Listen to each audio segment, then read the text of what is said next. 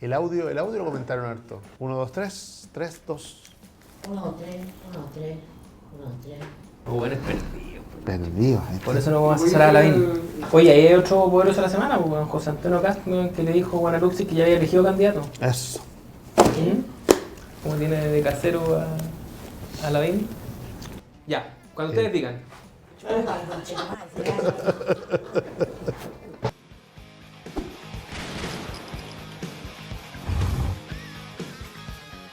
Bienvenidos a una nueva edición de Comando Jungle, este programa que es una especie de venganza de los nerds a los que les gusta la política. Estoy con Gonzalo Miller y con Mirko Macari en el programa de hoy. ¿Cómo están? ¿Todo bien? ¿Todo bien? Hay una pregunta interesante hoy día, ¿no? Tenemos encuesta para que ustedes participen y es sobre lo que fue el tema de la semana pasada y de una parte importante de esta semana, el informe de Michelle Bachelet sobre la situación de derechos humanos en Venezuela. La pregunta es la siguiente: con su informe sobre derechos humanos en Venezuela, Bachelet, opción 1, se arranca de Miguel Bosé; opción 2, saca al Partido Socialista de San Ramón; y opción 3, queda ok para la tercera patita, en los que ya empiezan a soñar con Bachelet 3. ¿Tu opción, Gonzalo? Yo creo que se arranca Miguel Bosé. Al fin Miguel Bosé se va a poder dedicar a alguna otra cosa, no sé si cantar, pero a alguna otra cosa, y dejar tranquila a Michelle Bachelet. Un minuto. ¿Magari?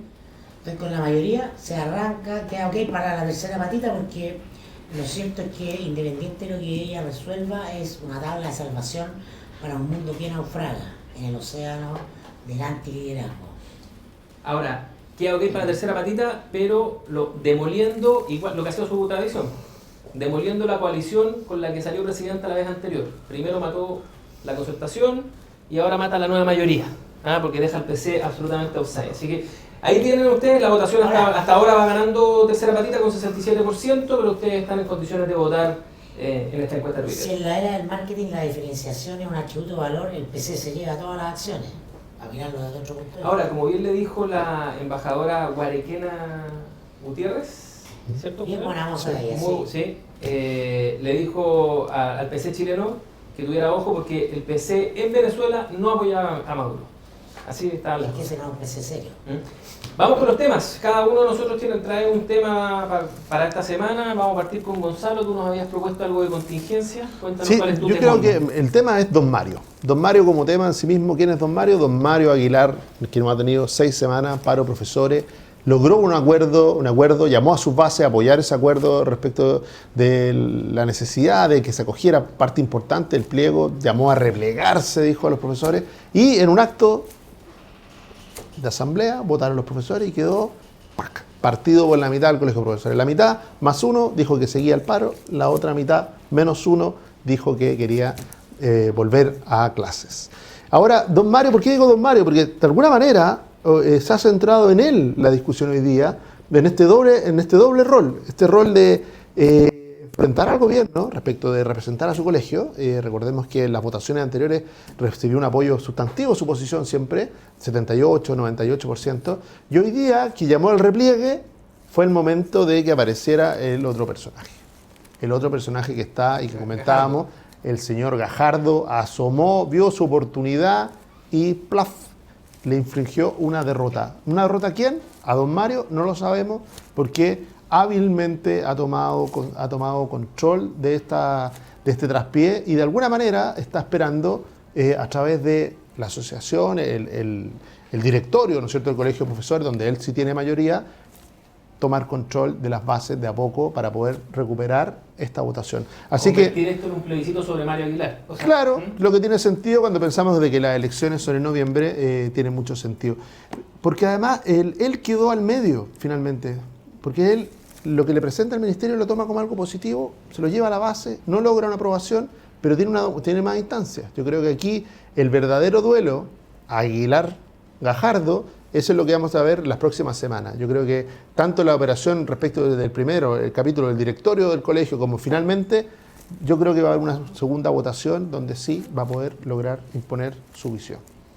Igual es llamativo lo de Mario Aguilar, mirado desde la perspectiva del liderazgo, porque nosotros estamos acostumbrados a dirigentes sindicales que son más bien voceros de sus bases, ¿cierto? dejan siempre la última opción para que sean las bases las que le digan si pueden tomar o no tomar un pliego. Y en este caso él tomó una opción súper diferente, que fue fijar posición después de negociar en tanto representante del colegio, negociar con la ministra, encontrar que no solamente se habían alcanzado ciertos acuerdos que eran satisfactorios, sino que además dijo, el movimiento está entrando en un punto en el cual se va a desgastar y por lo tanto es mejor hacer el repliegue. tomar las ganancias de lo obtenido hasta ahora y volver después hacia adelante. De todas maneras no se metió a votación, ¿cierto? Perdió la votación por un estrecho margen, pero hay algo ahí, hay algo de diferencia en ese tipo de liderazgo, algo menos egocéntrico, si es que uno quiere, porque no se arrugó ni para decir qué es lo que opinaba, ni para tomar la posición que finalmente fue la posición de la Asamblea. No, lo encuentro egocéntrico, lo encuentro un poco más siglo XXI. Me refiero, es menos egocéntrico. Claro, sí, por Sí, cierto. sí. Creo que el movimiento sindical chileno tiene una historia que va a la par del siglo XX, de la historia política del siglo XX chileno, y se identifica como un movimiento de clase, una lectura muy de la política convencional de la Guerra Fría.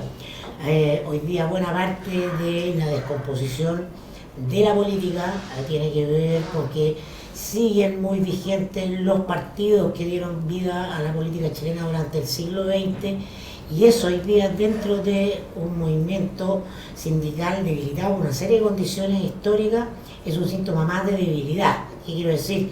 Que la lógica de cuotas de poder intrapartidos, en este caso no es Gajardo, es el Partido Comunista que vuelve por sus fueros dentro de la organización del Colegio de Profesores, es un factor de debilitamiento. Toda la matriz cultural de poder público, político en Chile construida al alero de los partidos del siglo XX está debilitada, y en este caso yo creo que el Colegio de Profesores es sintomático también de aquello. O sea, lo que fue parte del éxito del modelo político chileno, que era la pervivencia de sus partidos, tú asumís que ahora es parte de la debilidad del modelo. Exacto. Es que tiene un punto cuando Mirko lo mira en Códigos Nuevos, dice, Aguilar está más cercano a la ideología del sentido común que a la ideología de lealtad a los partidos. Aguilar es más Lavín, va al plebiscito. Va al plebiscito, lo pierde, Claro. lo representa, insiste. Como O sea, Lavín en el parque va a Hurtado. claro, porque eso hace toda la diferencia, porque él no es parte de la derrota. Si uno mira lo de Aguilar, a pesar de que él defiende esa opción, tiene la flexibilidad y está buscando lo mejor. O sea, yo cuando escucho a Aguilar, más allá que uno comparta o no comparta los detalles, uno escucha la música del sentido común, la música del sentido gremial. Y en cambio cuando Gajardo Sí.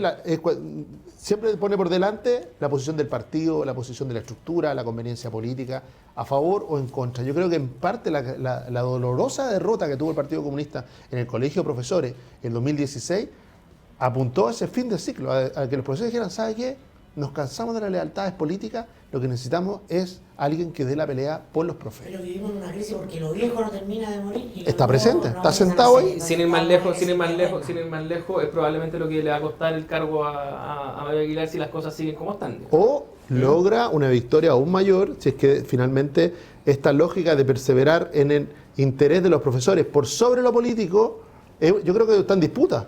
Está en disputa. Yo creo que esa lógica todavía está ahí. Yo creo que incluso el hecho de que finalmente de que el paro caiga, no, lo que pasa es que tiene que ver con la libertad que le da a un Mario Aguilar relacionarse o no relacionarse con el gobierno, enfrentarlo o no enfrentarlo, le da una libertad táctica que nunca tuvo Gajardo respecto de su militancia. Yo los quiero cambiar un poco de tema porque traía otro tema a colación. Me ha llamado mucho la atención, esto viene siendo una constante, pero esta última semana hemos visto una especie de agudización de esta tendencia del presidente Piñera de sentirse el cumpleañero en todos los cumpleaños. Estuvo en un matinal haciendo anuncios respecto de los contratos de arriendo. Y para eso estuvo con una familia a la que le habían destrozado su casa. Había estado sobrevolando, ¿cierto?, la capital buscando portonazos. Y además saca de la chistera un decreto con el cual le entrega a las Fuerzas Armadas una facultad para hacerse cargo de parte del problema del narcotráfico, ¿cierto?, en la frontera. En un esfuerzo que para toda la opinología ambiente ha sido leído de una sola manera.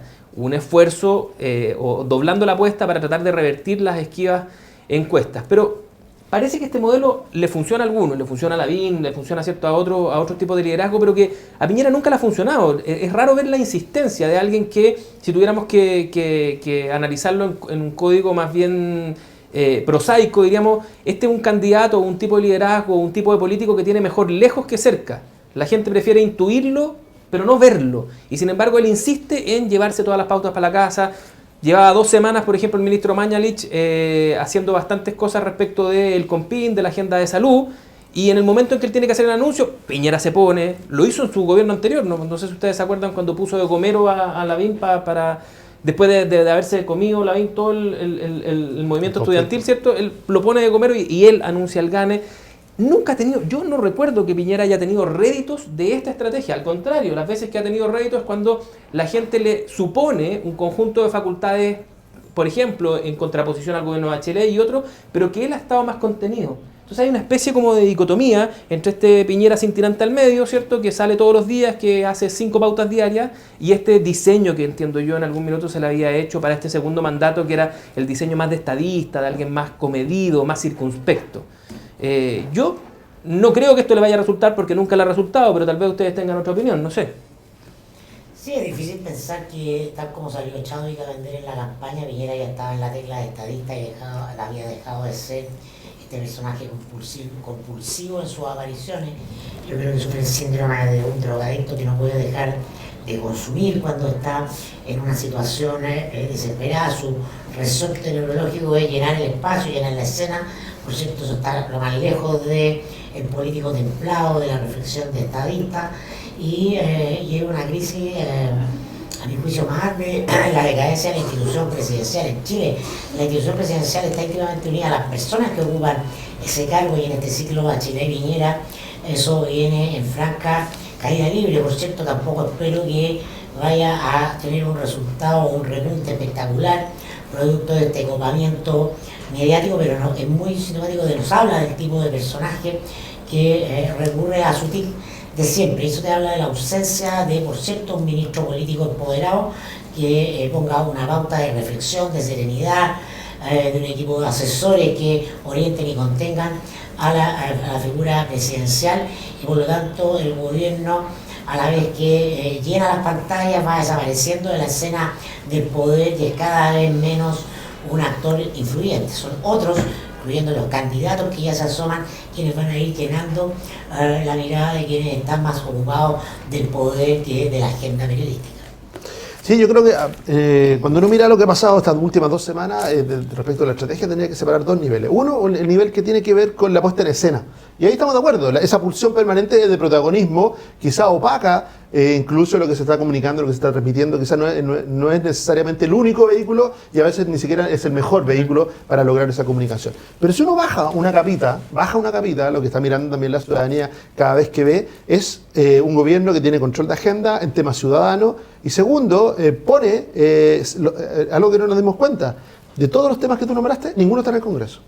Ninguno. Entonces, cuando hablamos de un gobierno que se sale del Congreso, saca su agenda del Congreso y la lleva a la gestión territorial, vinculada íntimamente a pulsiones y a preocupaciones y también a parte de lo que la ciudadanía siente son sus problemas. Y se deja caer en el tema de droga, se deja caer en el tema de los arriendos, que uno le dice, mira qué fútil tener un presidente en eso. Por eso yo comparto que quizá él no es necesario que el presidente le dé la potencia a esa agenda, porque esa agenda es potente en sí misma. Es que yo estoy en otro lado. Yo creo que de hecho el presidente le baja la potencia.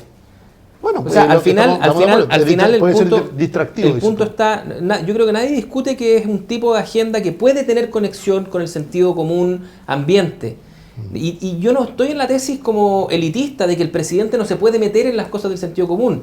Lo que pasa es que él no tiene el talento y no tiene la ciudadanía no tiene respecto de él una percepción o un nivel de credibilidad que le permita hacer esta cuestión que en marketing se llama la atribución de marca. Claro. O sea, él pone en circulación una agenda, los medios la cubren, indefectiblemente puede generar efectos políticos, pero eso no se el que esté rascando incluso donde pica no hace que las personas a la vuelta de la esquina le entreguen al gobierno eso como atributo. Entonces, Piñera es al mismo tiempo que el único personaje que ha sido capaz de llevar a la derecha al poder de forma democrática, ¿cierto? Y no en una, sino que en 2 ocasiones en los últimos 60 años.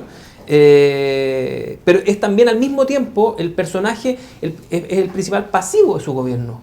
pasivo comunicacional. Entonces, ahí es donde a mí se me produce esta especie como suele pasar con esos liderazgos tipo motor, ¿no es cierto? Que sienten que son el motor, el émbolo de todo, o sea, que son los que le dan la fuerza, el empuje, y él es un liderazgo de eso, de empuje, de empujar una agenda, unos temas, y bueno, con los resultados que tú escribiste, claro, desde siempre, ¿no es cierto? A mí me llama la atención cómo nos negamos a llamar populismo al populismo, o sea, todo aquello que era tema de la élite del club de Casapiedra, de los veraneantes de Cachagua, que en algún momento en Chile podía venir populismo, que afortunadamente estamos a resguardo de eso, porque ocurría en todo el vecindario, pero nosotros éramos la excepcionalidad latinoamericana y ya llegó, ya está, eso es el presidente patrullando Santiago para prevenir los portonazos.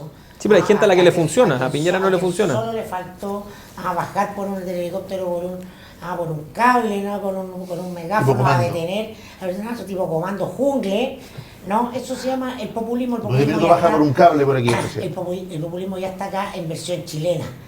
Por cierto que con menos temperatura, con menos calibre, con menos síntomas de lenguaje, pero ya es decir, cuando tú, con una medida inconsulta, porque yo no voy a discutir la viabilidad político-técnica de poner a las Fuerzas Armadas a apoyar el combate al narcotráfico, que podría ser razonable en un contexto, pero lo va a hacer como una pulsión para llenar agenda, como una medida unilateral, no socializada con la oposición política, con otros actores, etcétera. Es populismo porque estás sembrando hoy y no sabes qué vas a cosechar mañana. Es populismo cuando te juegas el todo en Cúcuta contra el régimen de Maduro y prometes que Chile es el asilo contra la opresión para los venezolanos y se te llena la frontera norte de Venezuela. Es decir, en política una acción va a tener una reacción y cuando el actor político no mide esa reacción posterior, porque es un asunto que viene después, porque de ahí veremos, porque ahí estamos en el populismo, llamemos las cosas por su nombre. Hay una cuestión no dicha, todo esto no es parte de los temas que teníamos organizados para hoy, pero hay una parte media incómoda en esta cuestión de la migración, porque al parecer la migración venezolana fue bien recibida cuando era de ABC hacia arriba, profesionales y un conjunto de otros que estaban llegando, ¿cierto? Y ocupando muy buenos, o sea, generando muy buena impresión en su público receptor, pero cuando ya comienza, ¿cierto?, a percolar hacia abajo el filtro, ya nos empiezan a molestar, tal como molestaron mucho más rápido los haitianos y molestaron también mucho más rápido los colombianos en el norte. Hay algo de clasismo también en eso, no solamente un problema de número. Pero no tiene vuelta porque eso es lo que vendimos. Chile era el asilo contra la opresión para los venezolanos. Entonces resultó que no era así, porque era una promesa falsa, que había letras chicas. Bueno, parece que fue más efectiva con su decreto Bachelet que Pinochet, o sea, que Piñera en Cúcuta. No, sin duda, en términos de eficacia política, sí. Bueno, a propósito de temas internacionales, yo entiendo, Mirko, que tú nos traías una propuesta temática de populismos más allá de nuestra frontera. Yo les traigo un tema con mucho sexapil para ustedes que son amantes de la discusión sobre la trastienda de los medios de comunicación. Esto en rigor no tiene que ver con medios de comunicación, pero yo quiero hacer un link. Donald Trump llamó un perfecto idiota al embajador británico, que tuvo que renunciar a su cargo luego que se filtrara los informes que el embajador había mandado a Londres, contando que el gobierno de Trump, el equipo chico de Trump, era un desastre, tal como lo venía narrando el periodismo norteamericano hace rato. Tal como lo intuíamos. Hay, claro, ¿no? Hay una narración bastante ahí acuciosa, ¿no? El gran partido de oposición a Trump ha sido el New York Times y a mí me gustaría proponer justamente a Trump como un personaje que más allá de lo folclórico, lo anecdótico, lo simpático, que es como lo vemos en los medios, que bruto, que terrible, como un personaje que pese a su tosquedad, a su torpeza, se ha llevado por delante el poder de la prensa como institución, ¿no? La prensa escrita, ¿no? Pone el contorno en el cual se juega el juego político, es decir, establece una cierta regla de lo que un candidato debe ser o hacer ante lo que debe responder. Y Trump se lleva eso por delante. Yo creo que estamos en un momento en que, si bien la comunicación es la cancha de disputa del poder, la imagen, por sobre todo el rol de la prensa escrita como institución formal, tradicional, propia de la democracia liberal, hace agua, y Trump es un síntoma también de eso. No sé qué les parece a ustedes. Lo hace con las herramientas además de la desintermediación, porque lo hace a través de Twitter.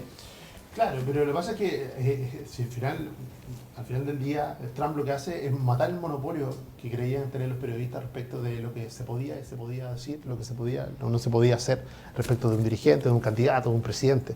Ese monopolio, ese normativa, esa mirada normativa de la política se la lleva por delante, pero no se la lleva por delante Trump. Trump lo que lee es que ya las redes sociales, la horizontalidad, el ciudadano, ya se lo llevó por delante. Estamos hablando de medios... Pero cuando uno llega, claro, lo hace evidente, obvio, lo hace evidente, pero lo que hace es decirle, mire, si aquí está bien el New York Times y todo, pero son medios de audiencias muy pequeñas.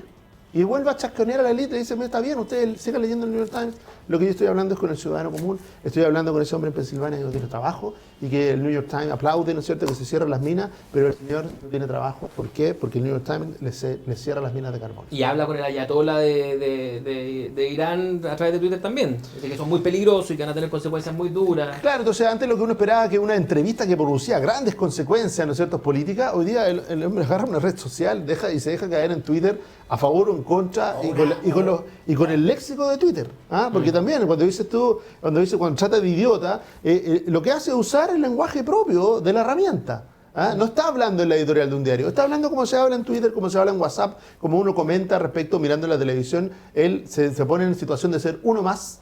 Y por eso a uno le echa de menos la forma republicana, ¿no es cierto? Añora la forma republicana, pero Trump dice se sienta increíblemente, una persona que no es uno más, es un multimillonario, alguien de la élite propio, es un producto propio, alguien podría decir un mal producto de la élite, y resulta que se sienta igual que cualquier hijo de vecino y se pone a comentar la televisión y a comentar los medios y se despacha un tarado al embajador de Inglaterra, como lo debe haber pensado la mitad de Estados Unidos. Más que ser un rico o pobre, no tan rico, yo creo que lo esencial es que es un subproducto de la cultura de los medios audiovisuales. La catapulta de Trump tiene que ver con su reality, ¿no? En ese minuto él entra al cerebro del norteamericano promedio como un referente de cosas que vienen a demoler justamente este sistema jerárquico e institucional del poder de Washington, ¿no? De lo que menciona Gonzalo, lo más interesante o una de las herramientas fundamentales del poder de la prensa escrita a través de sus productos, que el periodismo de investigación, es decir, yo voy a poner una información que acredito que es cierta, que es veraz, y usted tiene que responder si es candidato o si es presidente. Claro, ¿no? pero usted no pagó sus impuestos, y Trump se lleva por delante y dice, yo no tengo que responder de nada. Sí, ahora no inventó el agua tibia. Él se inscribe se inscribe en una corriente. ¿Cuál es la genialidad? Yo creo que que ser fea como pocos. Toca la tecla correcta, Mirko. ¿Qué es lo que hace Trump distinto que el resto de los políticos norteamericanos republicanos del último tiempo?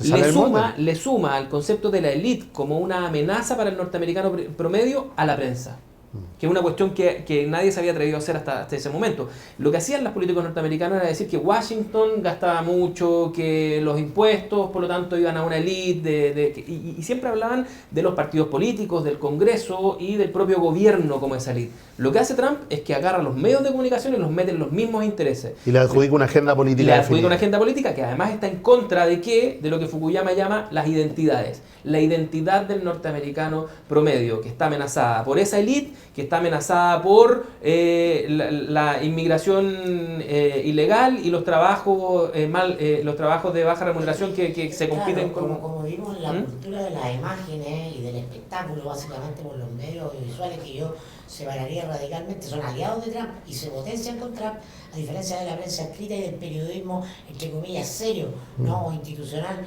o tradicional. Entonces, esta semana lo que vemos es el episodio contado con risas, con sorna, con sorpresa, sobre cómo se despacha al embajador británico, pero se está llevando por delante no solo a la prensa como institución, sino que a la diplomacia como institución.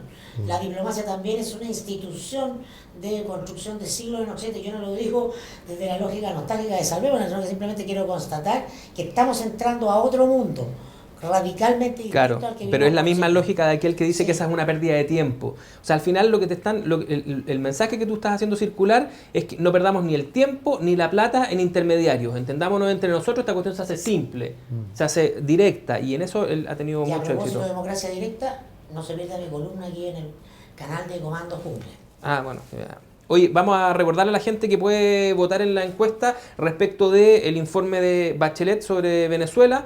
¿Qué es lo que cree usted? ¿Qué logró Bachelet o qué es lo que más logró? ¿Arrancarse de Miguel Bosé, sacar al PS de San Ramón o quedar lista para su tercera patita? A nosotros nos toca, mientras ustedes pueden seguir votando en esto, a través de la encuesta en Twitter nos toca elegir el personaje de la semana o el poderoso de la semana. Ustedes también pueden participar en esa elección. Ahora, en este caso, ¿cierto?, a través de los comentarios en nuestras redes.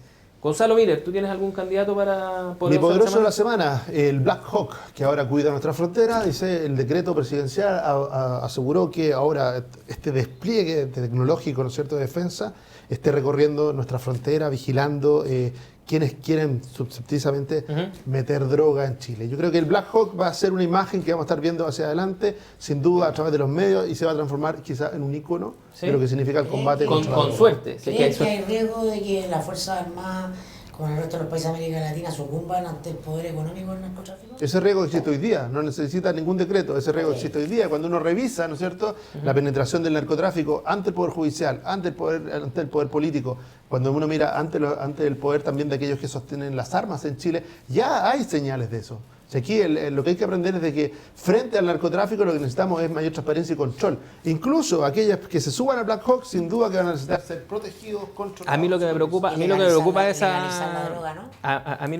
esa promesa, además de que no me gustan los militares en tareas de orden interior y de seguridad interior, por definición, me preocupa, fíjate, que la decepción que puede generar en la ciudadanía, que pueden tener esta misma narración que haces tú de Black Hawk, ¿cierto? Y uno se imagina estos comandos SEAL con altísima eficiencia. Yo, que soy un fanático de los deportes outdoor, vengo hace rato viendo que los equipos que forman las Fuerzas Armadas, oye, llegan bastante más lejos que los ciudadanos de a pie en carreras de navegación, en carreras que tienen que ver con cruzar fronteras, cruzar ríos. Entonces, esta idea del supercomando que finalmente va a arreglar todos los problemas se puede guatear, pero como puede sonar como guatapique, como decía mi señor padre.